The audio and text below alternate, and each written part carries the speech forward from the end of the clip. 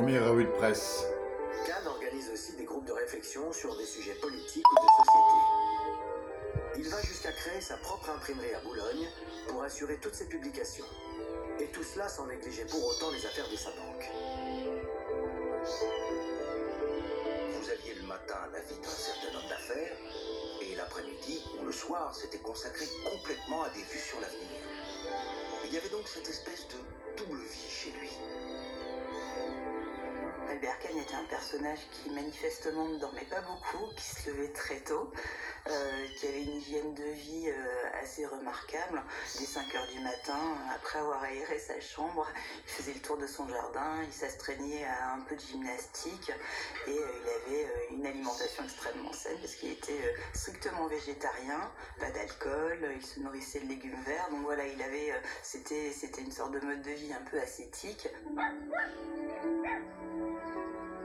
Au-delà de ses convictions hygiénistes un peu strictes, Albert Kahn est très attentif au bien-être de ses employés. Il leur ouvre des livrets de caisse d'épargne, paie les frais médicaux, s'inquiète des études des enfants et, sans qu'il y ait encore d'obligation légale dans ce domaine, donne des congés payés à son personnel. Malgré sa bienveillance, Albert Kahn reste un patron secret. Lui-même a renoncé très tôt à fonder une famille, donnant l'image d'un célibataire endurci. Les femmes, il ne s'y intéressait pas du tout. À ma connaissance, absolument pas. Il n'a jamais eu de femme.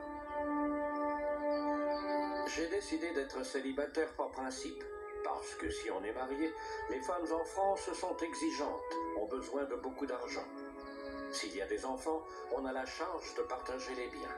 Cette situation m'empêcherait de réaliser mon idéal. On a toujours aussi cette dimension de secret et de discrétion autour du personnage d'Albert Kahn. Finalement, c'est un personnage qui n'a pas laissé beaucoup de traces, qui est très discret. On a du mal à le trouver sur des images. Il n'aime pas se faire photographier. Manifestement, il n'aime pas parler en public. Enfin voilà, c'est un personnage qui pourrait constituer une sorte de figure d'ermite sur laquelle on projette beaucoup de choses. Étrange paradoxe. L'homme qui voulait mettre le monde en boîte n'aimait pas qu'on le photographie, et encore moins qu'on le filme. Les rares images qui subsistent de lui ont été volées par ses opérateurs lors de réunions collectives ou de visites du jardin en compagnie de ses invités. Il n'existe d'Albert Kahn qu'un seul et unique portrait officiel, réalisé sur le balcon de sa banque en 1914 et destiné à illustrer son passeport.